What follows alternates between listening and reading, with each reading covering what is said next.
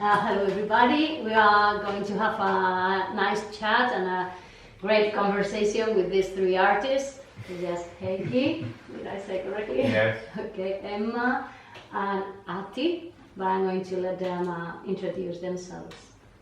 Okay, should I talk there or Yes, talk to you? yeah, please. My name is Heikki Toli. I'm a circus artist, mostly doing object manipulation and juggling. And then now I'm also puppet theater maker, or how to say, but still studying puppet theater. And I'm combining circus and puppet theater and music and Wow, things in performances. excellent.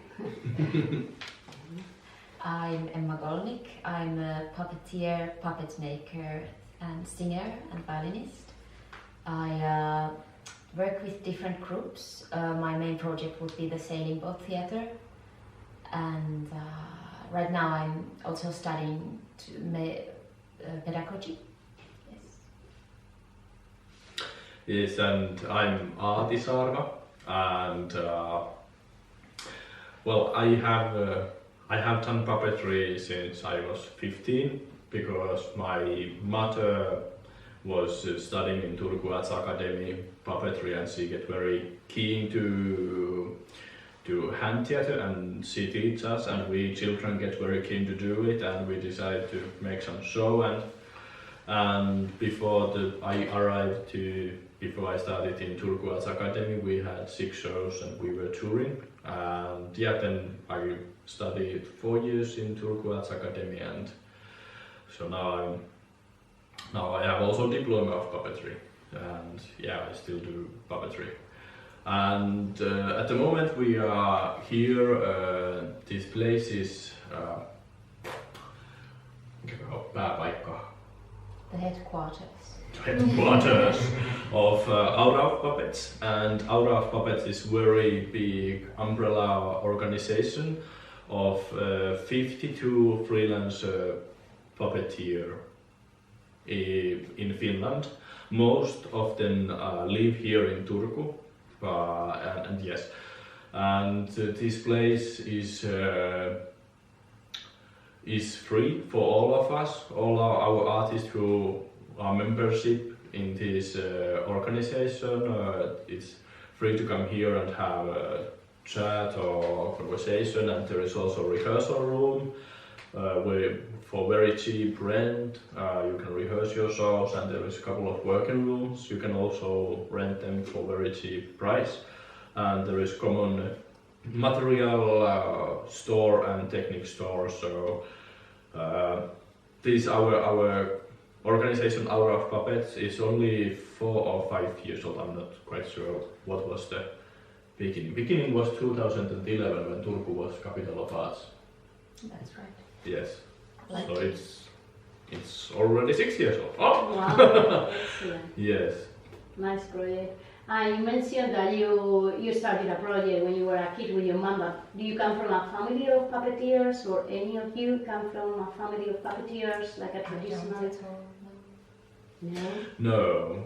Yeah, it was all mom get studied and she get into it. I don't think that in Finland we have really so powerful tradition that there will be any puppetry families. There are a couple of families that are working for partly state-funded theaters, and so they founded these groups, the families, and then they got established as an established theater, and there's still the same families that are doing it.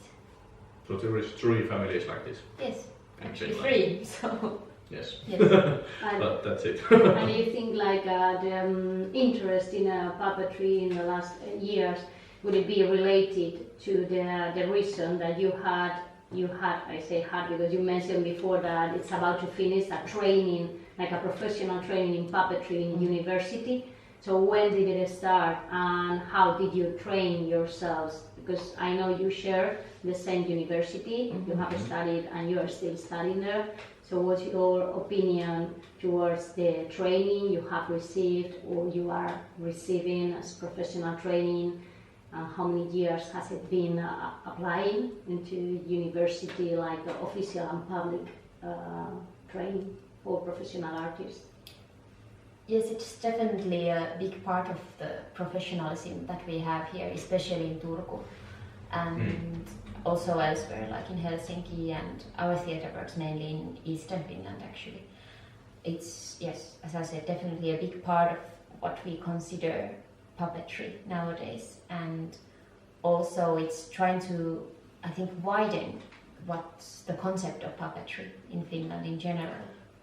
Yes, yes. Like in Finland, we have had some puppetry, like university level of puppetry education, but it have been most like master courses and things like that, and it's based on traditional puppetry, like string or hand or glove or these traditions. But now this Turku Arts Academy is much more based on contemporary puppetry. It used to be. It's finishing now. So. Yes.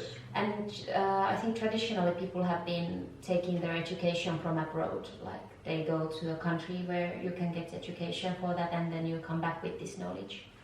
So there is also people who haven't been to this Turku school, but they have studied elsewhere. Okay. Anything else? What's your Did opinion? I answer? Did we answer your question? Like now that you are studying, for example, in a moment, what's your opinion about the training you have been, you are still receiving? Yeah, I'm still receiving something. Now it's 4 years, this education, but for my puppet theater studies and all the common studies and everything was condensed into 2 years. And I've been working, doing shows and making projects and writing reports and making study points like this for now 1.5 years with no teaching almost, because no money, no teaching, no teachers. But then in these 2 years, really good teachers and really nice. The teaching that was really good, but now it's ended. So I'm still there studying pedagogy and doing some contemporary dance courses or something like this. Yeah. But taking the advantage of the system. But yes, it's really good opportunity to I believe that when I graduate I will be a puppet theater artist as well, and I'm still in a proud way, not like the schooling was no money and it was a good, but now it's ended. So. And did you graduate the same as if you were studying, I don't know, any other kind of degree? Does it have the same value, the degree? Yes. Yes. And you should be proud of it. Yes. University level, this bachelor level. Second grade, or how do you say? What is I think it's called bachelor. Yeah. Bachelor. Then it's the master's degree afterwards. Yes, but it's only bachelor level what we have in Nordic countries. Yes, Yeah. true that. Yeah. And it's been the case with everyone. Every year course, I think that there has been like really good quality teaching, but not really too much. Like it depends on year course. Some year courses I've heard that they started with situation that they were left alone, all the students, and they were told to do something. Like I've heard this kind of stuff. Make a show. Build a Make a puppet. Make a show. Puppet, make a show. That's how you study. Yeah. And then only, sometimes you get education, and when you get it, it's gonna be very good. But the money has always been a bit of a struggle in our. It's also money, but I think it's also that like many Finnish university education, there is a lot of internships, like practical training, and I think it's something what the Finnish government have said that is how it should be, and also our education have include internships where you can decide which group you go to work and so. Yeah, this and also the possibility to go exchange. Yes. An exchange for 1 year even. You can go to wherever, I don't know, where there are puppet theater schools and they have this cooperative thing that you can have this People exchange. have been going to Germany and Barcelona even. Poland and Poland. where this Czech Republic. Yeah. And then this is really nice thing because then some classmates go to exchange and then it's a different culture with puppet theater in, Yeah. for example, wherever. It's different than in Turku. Yes. Okay. And then Yeah. they come back, and then they share the knowledge, and then this Yeah. affects the schooling here because of these Yes. exchanges. And this is really a nice thing. I would say. Yeah. In our class, quite many they did also internship in foreign country. Like I were in Africa, my classmates were in India, in German, and also in Indonesia. So then we came back and we had this our own experience. Europe. Yeah. And can you tell me about your experience in the professional field here in Finland and abroad? I don't know if I can say that much about abroad. I haven't been abroad that much. It's just short periods. So I don't know. But you have been in States founded theater? A state-founded theater. Yes, that's a bit different probably from the rest of us. I was working 2 years for one theater that was state-funded. We call it valtion osuus, so partially state funds the theater constantly. And then that's a little bit different, of course, the way you get paid once a month. That's for one thing for sure. And also they have their own way of making things because they are one of these people who have gone abroad to study it and then brought the knowledge back and haven't attended to this school, except nowadays some of them do. The people from these theaters. What can I more say about them? What's very nice about their work is that they have such a wide network that they really go all the way from Helsinki to like really north to Lapland, and they perform for places where like closest theater might be like 100 kilometers away. So how would the kids go to see theater? In Finland, I sometimes tend to forget when I live in these cities where there is lots of theaters. But in this theater, I found it very special that you would really go to like periferia, and then show theater to kids who wouldn't see that. Yeah, in our puppets we have 52 freelancers, and that's the most common story of people who have graduated from Turku Arts Academy to be freelancer, because there is only these 3 state funded, and it's they don't need as they already have actors and puppet builders there. So we have to create our own work, and in Finland it's much more common to go from project to other project instead of being part of a group. Like I noticed that in Europe, at least in France, you are part of the group a couple of years and then you maybe change it if you are freelancer. But in Finland, you mostly are looking for next project to be involved or create new projects, and then and we have a lot of big grant organizations. So many freelancers apply for grants, but of course there is a lot of artists that it basically means that only from 10 to 4% of people who apply will get grant. So there is always 90% who can't get this grant. So it's a bit hard.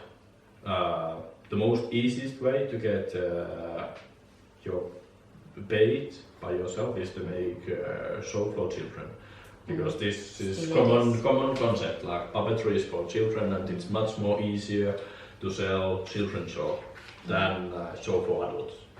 So a solo show. Yeah. Yes, then it's cheap to sell. Yes. And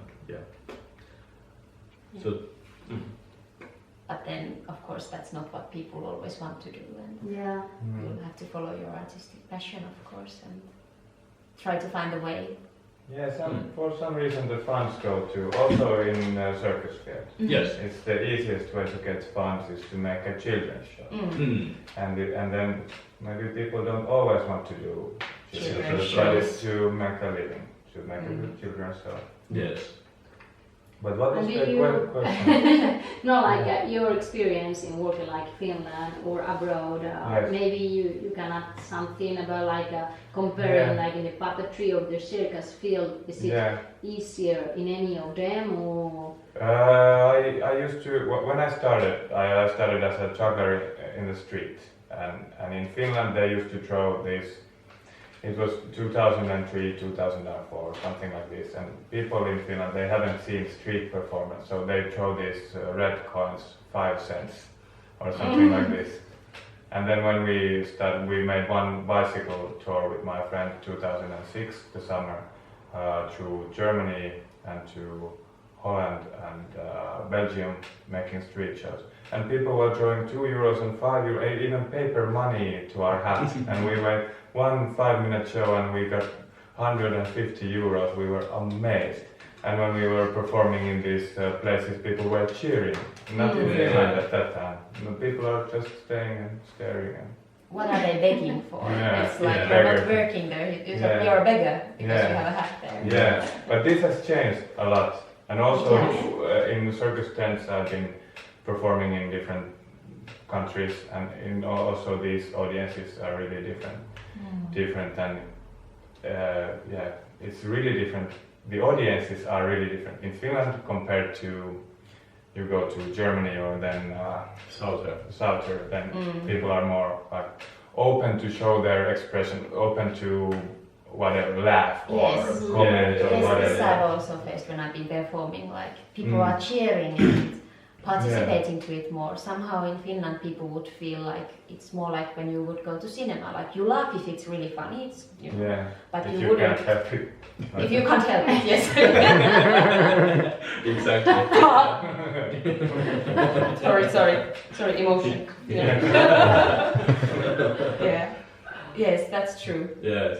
Finns are shy. Things are very shy. But also now with the puppet theater, or it was a circus tour to Romania. What's the name of the project? We did not also this summer, but last summer. And then there was circus and music and acting and whatever. And it was in the rural areas, in these gypsy villages and places where people haven't even seen a book or there is nothing. It's really poor areas in this. Also the rich places and Hungarian places and Romanian places, but now this summer I went with the glove puppet number, or act. It was in the show with the like this Pulcinella style, this kind of thing. And this was really interesting to show in this for this dirty, smelly, bad-smelling children living in the field without anything or nobody taking care of them, and then we set up a show in the field or in a gypsy village or somewhere, and this is something that I haven't experienced, especially not in Finland, because everything here is clean. Everybody is feeling good and healthy, and but then it was really a good experience in how the kids responded to the art. They have never seen performing arts, and there was music, circus, dance, puppet theater. I don't know. It was with 11 artists and combined with everything, and with the storyline inside. And How would they react? Did they understand the somehow concept of we are watching them now? Yeah. They and also the older people and everything, because they had never seen. It was like they were looking at some spells or magic or something. They were just not reacting as not cheering or laughing, just staring. And some old ladies were really scared about Right. Interesting. because they had never seen. So it was really strange atmosphere in these places, and because they are living in a you could say a countryside ghetto. I don't know how to name the place, but then they are not allowed to go cross the border, and it's a small place. And a lot of these places, because where people have more money, they don't want the gypsies there. They throw stones or go away where you belong, and then they are in their own poverty, and nobody goes there. The locals don't go. There are artists living like 100 meters away, but nobody has ever entered the. And this was nice too. And we tried to combine the. Yeah, now I'm just talking about that. It's okay, go on. No, it's very interesting. Yes, it's interesting. Yeah, but yeah, this was. I believe I've heard the Clowns Without Borders in Africa, also in South Africa, how they when they go to these rural areas and how the kids react because they are not. Nobody teaches them how to clap or do anything, so they just. And then just something happened, and then 1 year they are processing. It was something. Take some stones and I learned to juggle or something. So what do you think about the value of as well of puppetry and circus in education? If it would be like a valuable source or valuable.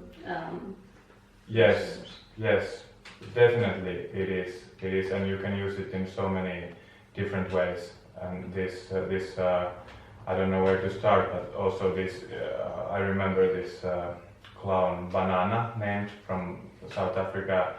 She used to work with this she called it sock puppets, but this hand puppets, and with these small children that has been sexually abused. Is this the word? Because they are not allowed to, or they are not, they can't say things to people. But with this puppet, they are starting to communicate, and then they can tell that where in their body they have been touched, and then helping as a. In this way, this is not education or. No, but more like it talks about communication. But like my mother is working with people with disabilities, and I have like many years I have heard different stories how about people who have some disability who are not so good with talking people or contact people. They somehow with puppet they just. All these disabilities disappears and they just talk through puppets. Like for example, my mother have had this chicken marionette, and there have been one girl or woman, I don't know, who have never said anything to anybody. And once she saw this chicken marionette, she was like, "Oh, and what is your favorite color? And would you like to do like long talk, no end?" and yes, like many, I have heard so many these kind of stories that there is really something with puppets that you lose your self-control, some ego. Fear, maybe that voice, I usually say like that voice, it's coming out throughout the puppet, while it wouldn't come out otherwise from the shyest kid or fearsome. It have also helped so that when a child or somebody have get the puppet to express, they will be much more free to express themselves when they have puppet. And also this Bernier, Matthew Bernier. Yes, is using puppet for therapist, how to say? Purposes. Yes. So regarding communication, how do you think puppets could help students that are learning a new language, for example? And if, do you think is there any relationship between the language of puppetry and the language learning? Well, puppets don't have language. They don't have a language that, or the cultural identity isn't that much present. Or like puppet can express so much without words. Yes, and usually do. Yes, also. And that's what we are used to in our school. Like think everything are just visual images, not words. Or. But you consider language learning. Yes. You have learning language. Then maybe the fact that because learning a language is mostly about opening your mouth and being brave to talk. Yes. You cannot learn a language without talking. So if you are more freer with the puppets, as you say, less fear of the how you in a way you put it somewhere else. So it's easier maybe to talk. So it might be one. Might be. If would think how to make we some haven't tried exercises. it. That's a nice Something idea. to reflect on. Yes, to think, absolutely. Yeah, I'm only thinking my own experience as a learning language, because for me, I didn't learn my language in the school or not even in English. high school. English, yes. I know Finnish, but not English. Even in high school, I almost failed every course what they had. But I learned my English when I came to university, and most of the studies was in English, so it became practical. Yeah. So for me, learning language it happens when it's practical, but I'm not like every child. I know a lot of child who know English much better than me, so it might be other story. But if I can combine puppets and practical use of English, then I would say yes. Yeah, interesting. So, do you think that there should be a relationship between the type of puppet and the age of the audience? Type of puppet and age of audience. Interesting. Yeah. Interesting question. Yes, never thought of that. I think somehow type of puppet is all, for me it's always about what the show is about and what's the style or the genre, and then what's the story, and then somehow try to find it through that way, but never thought from that point of view. Yeah. First images that come with that, yeah, of course, marionettes and these are more high cultural, something like this, Yes. for the more Poetic, adult, and then yes. but then no. Yesterday I was performing with the club puppet act inside the show we made for 200 elderly people, old people in this vacation Yes. place. And they said after the show we were moving, I helped moving some chairs or something, and then these old people said that we felt that we were little children. And so, well, they were so ilmeikkäät. Expressive. Expressive puppets, and we were like little children. And they were 80 years old or something like that, really old That's people. great. And then you could say that these are for children, Yeah. but then the old people liked it so much, so I cannot say that it doesn't matter. Yeah, I would think And so I too. would also agree with this, it depends on the concept and on the story, or what do you want to tell with Yes. with With Yeah. the puppet. Why do you choose puppetry? yeah, first of all, why do you choose puppet? Yeah. Why not dance? Yeah. But I'm not a dancer. Like the group where I was working before studies, we was mostly performing for the child, and we had the 6 shows, and there was hand theater, shadows, and then object manipulation, and I would say that everything works for children. I haven't tried marionettes, but the marionette is not really my thing, at least yet. But so far I have seen that everything what you make well will work well. Yeah, so like, would you agree that the most important part is the manipulation as well? Like from my point of view, trying to put puppetry into classrooms as well. One important thing usually says like you really need to train, you really need to know how to use puppets, otherwise it would be like meaningless. Yes. Like playing, okay, you can use a doll as a puppet, but always if you manipulate if you move the doll as likely as a puppet, no? Yes. So, have you ever had any experience in teaching or using puppets in teaching something? I've been teaching, it was part of my school, we needed to do for this school age children to teach, but to teach puppet theater, not by the means of puppet theater, to teach something else, so no experience. Yeah. Not for me too. Yes. For about the thing you said before about the importance of somehow knowing how to manipulate, how to make the puppet alive, is that the children buy it very easy, but still, I think Rini said once that the audience does forgive the puppet, but it doesn't forgive the puppeteer. So how would you explain the difference between a child playing with a doll and playing with a puppet. Could a doll be as lively as a puppet? Well, yeah, depends on purpose. Like in New Zealand, we were staying in one family just for staying, and there was this 5-year-old boy who was really keen to play, and I was playing with him, and for him we would play like hours and hours and hours, and of course the manipulation what he did wasn't much, but for him. But he was imitating you basically because you were manipulating the. Yeah, so stuffed he toys gets some ideas just by watching me. But the thing was that he get this huge imaginary world by our playing. So I would say, what is the purpose? Like if it's only for children to play with puppet, I would say it's only about children imagination.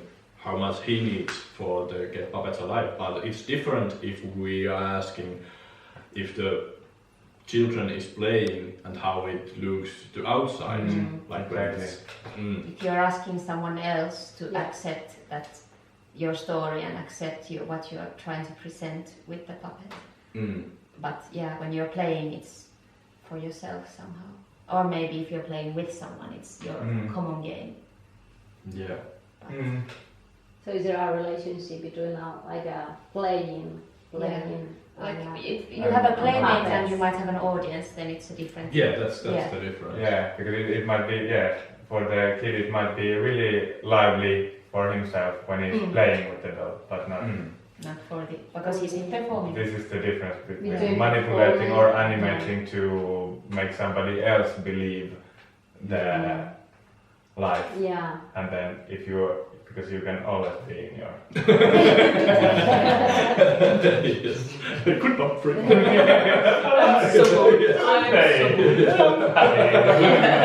I would play myself. So you say like for a performance, I think British people, British. Okay. They're like in English, there is a term to call that. It's like you have probably heard about it. It's suspension of disbelief.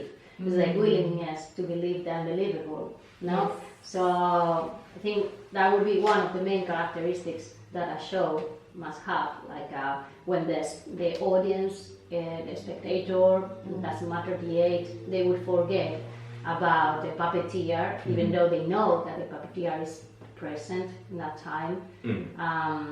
But they want to believe.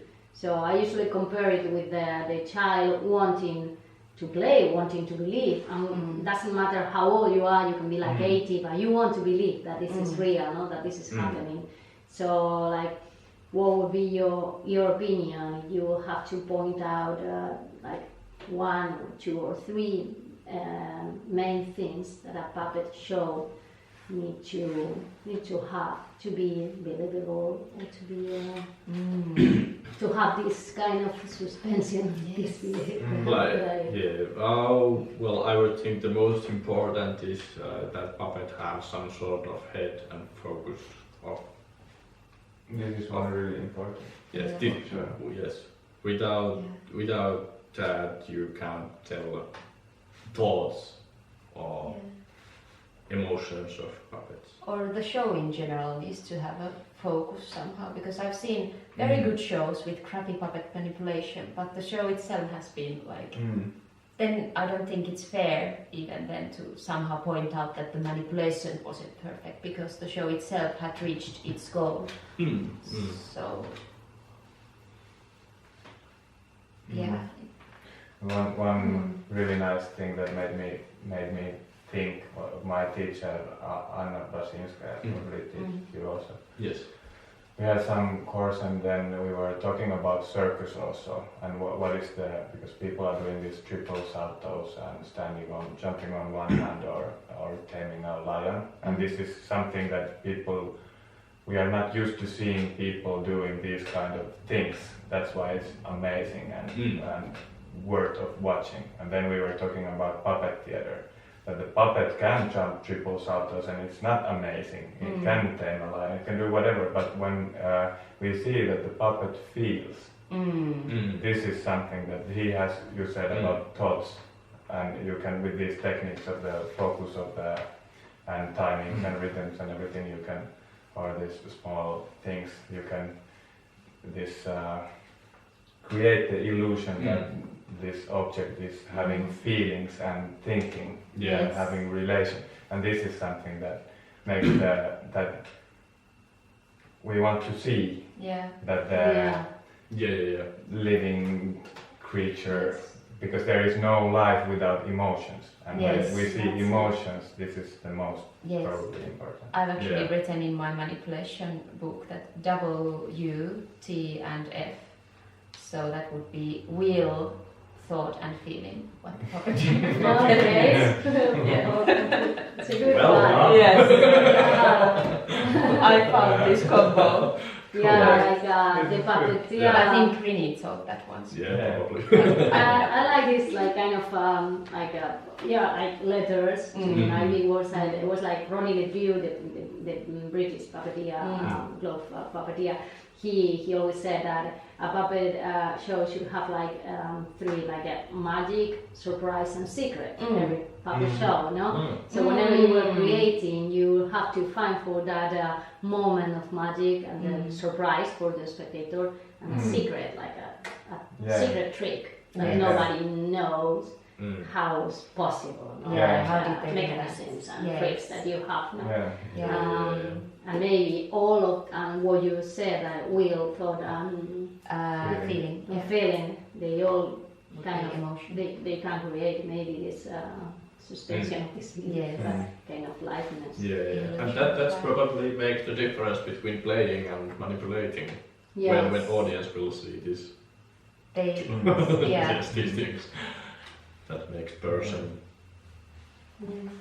So I think this leads us to the last question, like what communication processes can be developed between the puppeteer and the audience?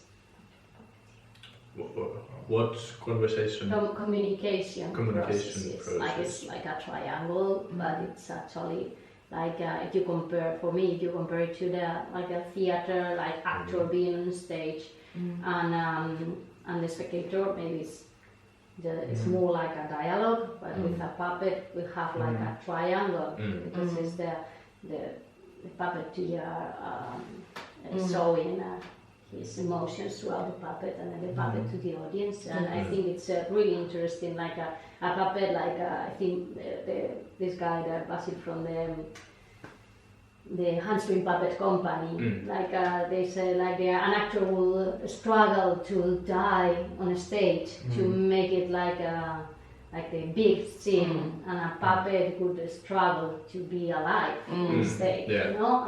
So I think this is a very interesting point in this particular art form that is different from the one we are used to see. This is interesting. I've been doing the same number, like 7-minute number. There is a clown character and this angry dog character. It's clown puppetry or hand puppetry, how you say. But because there is also two characters, so I'm not.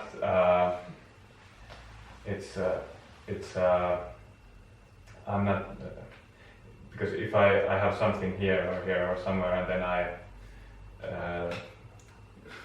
express it here, what I have here. This is the puppeteer, but then there's two characters, and then it's the invisible puppeteer, so people see only the puppets. And then there's with the dog, I have the dog character, and it has his own, because I've been doing it for now quite a long time, so it starts to be quite, I don't even know, because somebody in the audience says something, the dog watches there, and I'm not even conscious of it. Yeah, in a way it happens. It's like a reflex. Because there's two characters, two hands, and this is interesting. That what is the communication? Because of course it goes through me. I don't believe in magic or anything like this, but it goes through me. But when it starts to be a reflex, or in a way, then there is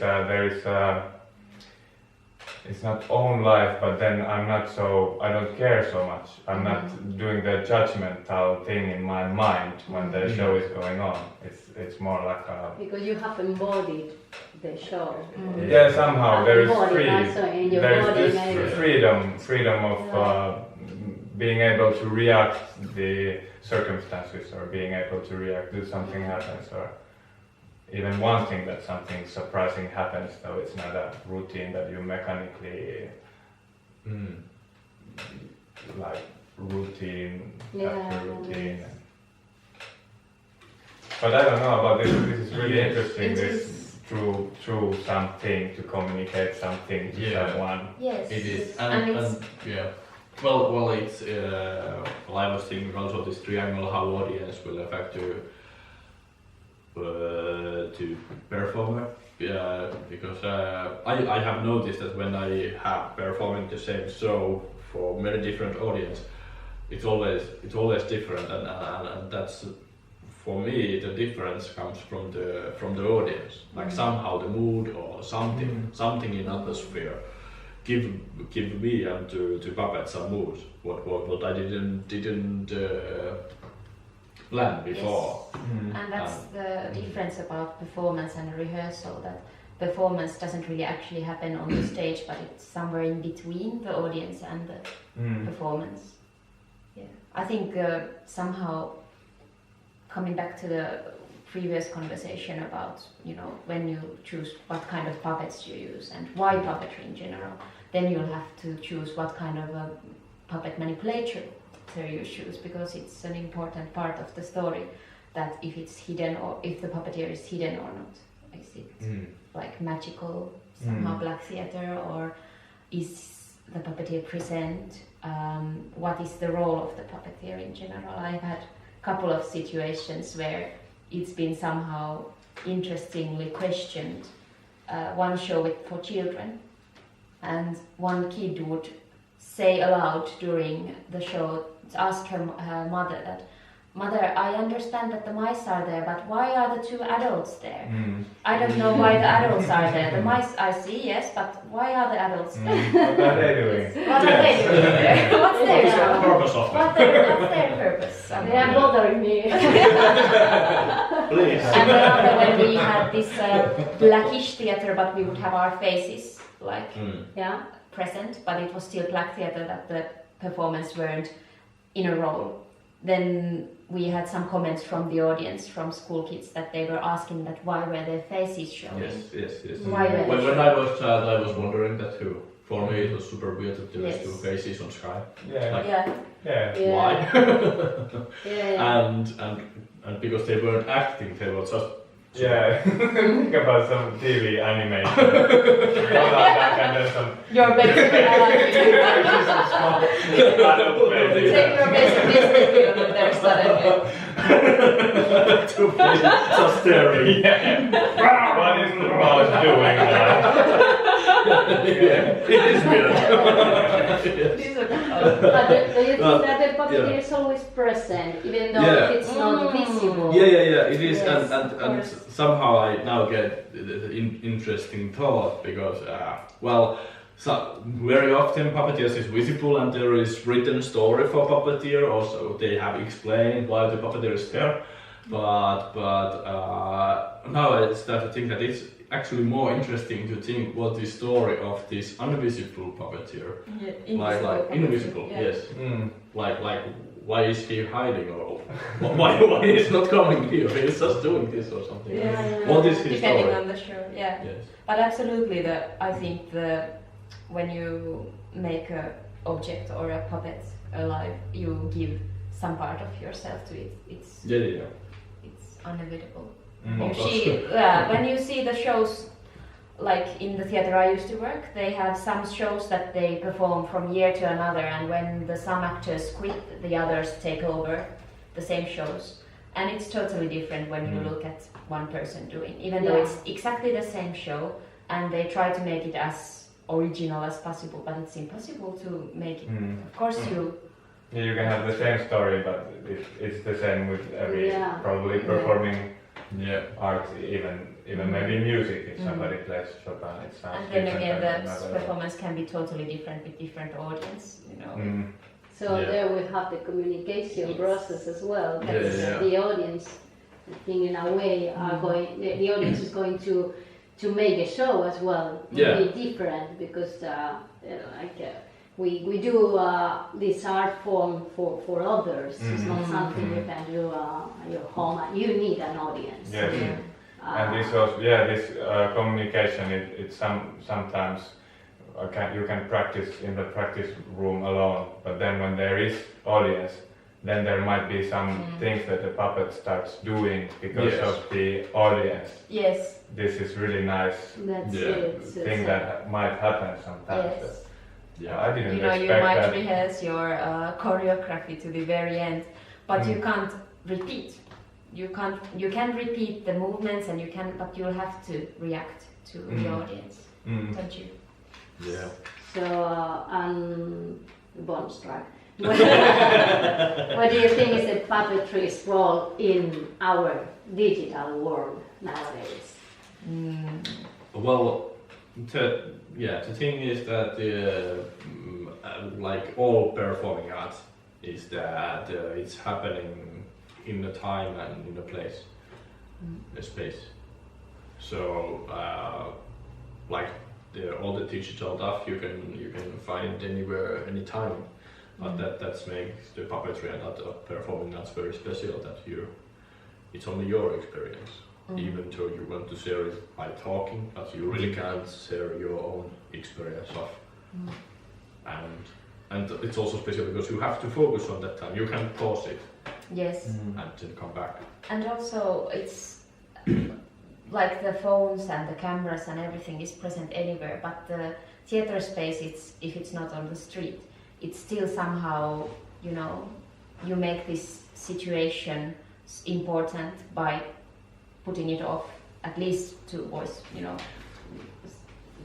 They just have had this conversation in Helsingin Sanomat or Yle. Yes. That it's not anymore the rule. Yes, well, that's the thing that nowadays, actually in Finland, it's not like you shouldn't expect that. You should always say it, that please turn off your phones, because it's so big part of our everyday life that people tend to forget it. Like I was once in a show in Helsinki that had this beautiful black theater moment with these paper boats that were lit from inside in black space, going like this. Very beautiful.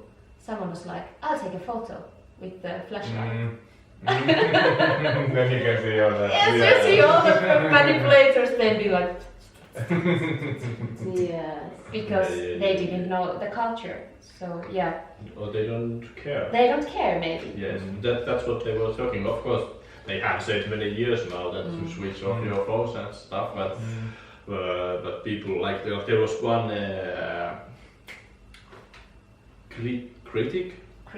critic from one big newspaper saying that like last year she saw more mobiles screens in audience never before. Like people don't anymore During care. the show, they're During like- the show, yes. So they don't anymore care. We're losing this. It's probably harder and harder to sit down and focus on something like Yeah, for a that's long pity. time without your screen. It's a real pity, but maybe it could be also be one way to get out from the screen. Yeah. Well, we had one project. Do you say funeral also in English? Yes. Funeral project, and there was of course people. This was so great project, and oh my God, it is ending now. Funeral being the final, party of a project. Nobody died, No. but Nobody the show died. ends. So nice. We call it a funeral when the show is performed for the last time and you have No, Party. I've Okay. never heard Okay. that. Yes, Okay, okay. like the last. Last Like the show. last show. show and then a party after. Yeah, that's Okay. the party. Okay. Like a premiere and the funeral. Okay.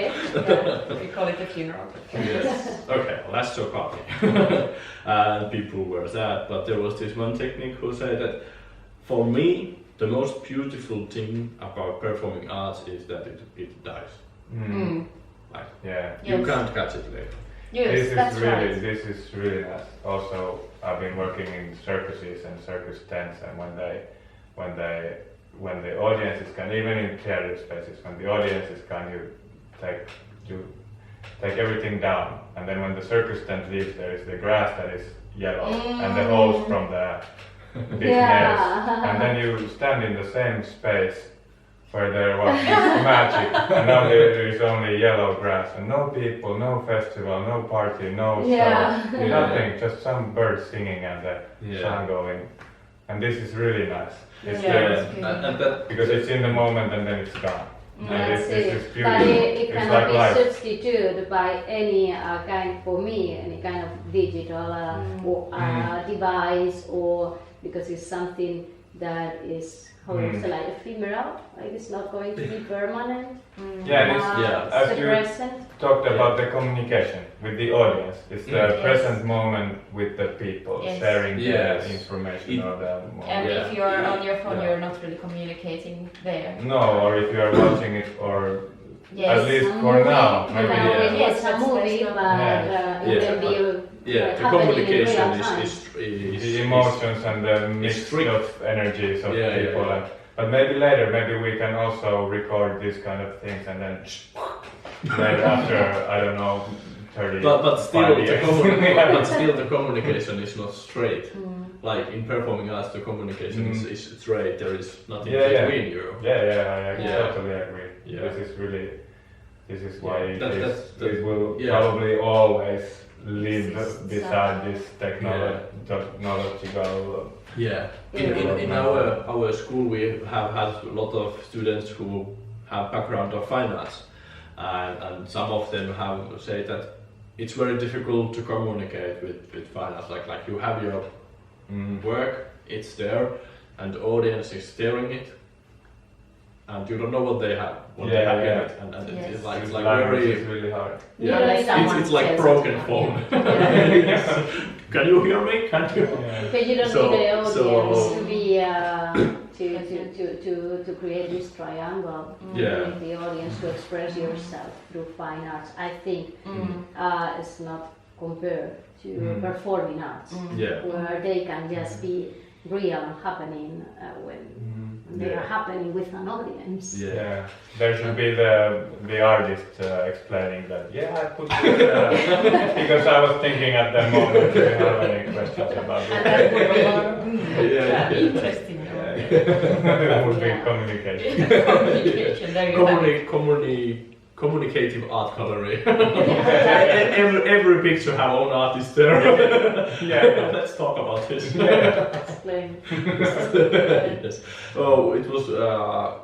You were talking about circus tent and how it somehow for me it was like beautiful story about how performing arts, when it's happening somewhere else than in theater, it transforms the place. It also manipulates the place. And have this. And the space becomes part of the show. And Charleville, I saw one street theater show, and there was birds flying over. Like it became a part of the story immediately, unintendedly, and a part of this experience. I'm still thinking of that show, and that's why I'm thinking if maybe for me it's a little bit more powerful than any other media.